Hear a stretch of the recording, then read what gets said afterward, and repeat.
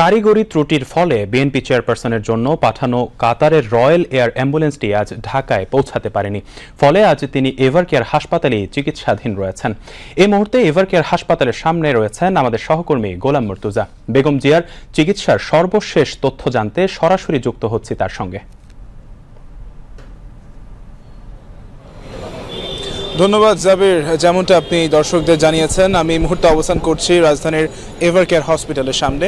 বেগম খালেদা জিয়া, সাবেক প্রধানমন্ত্রী, বিএনপির চেয়ারপারসন, তিনি কিন্তু আজ ১৩তম দিনের মতো চিকিৎসাধীন রয়েছেন সিসিইউতে এবং সেখানেই তার নিবিড় পর্যবেক্ষণে আসলে তার চিকিৎসা চলছে দেশি এবং বিদেশি মেডিকেল বোর্ডের সমন্বয়ে।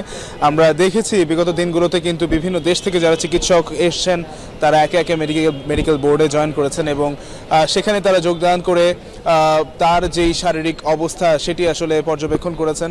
সেটির উন্নতি করার জন্য আসলে কি কি ধরনের পদক্ষেপ নেওয়া যেতে পারে সে ধরনের নানান বৈঠক কিন্তু হয়েছে এবং প্রায় প্রতিদিনই আসলে এই বৈঠকগুলো হচ্ছে। এবং এরই মধ্যে বিএনপি চেয়ারপারসন বেগম খালেদা জিয়ার পুত্রবধূ জুবাইদার রহমান, তিনি কিন্তু চলে এসেছেন বাংলাদেশে এবং তিনি বাংলাদেশে আসার পরে আজকে সকালে যখন তিনি বাংলাদেশে এসে অবতরণ করেন তার পরপরই তিনি কিন্তু এভারকেয়ার হাসপাতালে চলে আসেন এবং এখানে এসে তিনি সাবেক প্রধানমন্ত্রী বেগম খালেদা জিয়ার শারীরিক অবস্থা সেটি কিন্তু আসলে পর্যবেক্ষণ করেন। চিকিৎসকদের সাথে তিনি কথা বলেন এবং প্রায় ২.৫ ঘন্টা তিনি হাসপাতালে অবস্থান করার পরে তিনি আসলে দুপুরে ২.৫টার দিকে হাসপাতাল ত্যাগ করেন। এবং আজকে যদি বলে রাখি যে আমাদেরকে এতদিন বলা হচ্ছিল যে বেগম খালেদা জিয়ার শারীরিক অবস্থার যেই আপডেটগুলো বা যেই তথ্যগুলো সেটি আসলে আমাদেরকে বিএনপির স্থায়ী কমিটির সদস্য এজএম জাহিদ হোসেন তিনি আসলে প্রদান করবেন। সেক্ষেত্রে আজকে আমরা তেমন কোনো ব্রিফ কিন্তু আসলে পাইনি তার শারীরিক অবস্থার ব্যাপারে। তবে সর্বশেষ আমরা যতটুকু তার মাধ্যমে জানতে পেরেছিলাম যে তিনি সেই চিকিৎসাগুলো আসলে গ্রহণ করছেন এবং তাকে আজ ভোর অথবা গতকালকে মধ্যরাতে আসলে তাকে যুক্তরাজ্যে উন্নত চিকিৎসার জন্য স্থানান্তর করার কথা ছিল। বিমানের যেই এয়ার অ্যাম্বুলেন্স সেটির কারিগরি ত্রুটির ফলে কিন্তু সেটি বিলম্ব হয়েছে এবং আগামী রবিবার আসলে সেটির জন্য অপেক্ষা করতে হবে, কারণ আগামীকাল কাতার থেকে এয়ার অ্যাম্বুলেন্সটি ঢাকায় এসে অবতরণ করবে।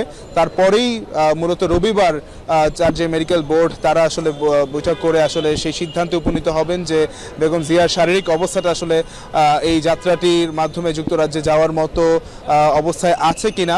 তবে এখানে হাসপাতালের সামনের পরিস্থিতি যদি আমি কিছুটা বলি যে বেগম জিয়াকে ভিভিআইপি মর্যাদা তাকে দেওয়ার পরেই কিন্তু আমরা দেখেছি যে এখানের নিরাপত্তা ব্যবস্থা জোরদার করা হয়েছে। এখানে এসএসএফ এর সদস্য থেকে শুরু করে সেনাবাহিনী, পুলিশ, এপিবিএন, বিজিবি এবং অন্যান্য বাহিনীর সদস্যরা কিন্তু আসলে এখানে তাদের দায়িত্ব পালন করছেন এবং আমরা দেখছি যে এখানে হাসপাতালের সামনে প্রচুর ভিড়, যেটা আসলে এতদিন ছিল নেতাকর্মীদের। তাদের সকলের চাওয়া একটাই, উন্নত চিকিৎসার মাধ্যমে সুস্থ হয়ে উঠুক বেগম খালেদা জিয়া, এটাই আসলে তাদের একমাত্র চাওয়া। এবং আজ সারা দেশে বিএনপির উদ্যোগে কিন্তু জুমার পরে বিভিন্ন এলাকায় কিন্তু তাদের বেগম খালেদা জিয়ার জন্য দোয়া মাহফিলের আয়োজন করা হয়েছে। যেহেতু এখন বেগম খালেদা জিয়ার পুত্রবধূ বাংলাদেশে অবস্থান করছেন, হতে পারে যে তিনি হয়তো যে কোনো সময় এসে হাসপাতালে আবারও পরিদর্শনে আসতে পারেন, যদিও এই ব্যাপারে আমাদেরকে কোনো নিশ্চিত তথ্য বিএনপির পক্ষ থেকে জানানো হয়নি। পরবর্তী যদি কোনো ব্রিফিং হয় তাহলে আসলে আমি আপনার মাধ্যমে দর্শকদেরকে এখানকার সর্বশেষ তথ্য জানাতে পারবো। এই ছিল এভারকেয়ার হাসপাতাল থেকে আমার কাছে সর্বশেষ। হামিদ। ধন্যবাদ গোলাম মুর্তুজা আপনাকে।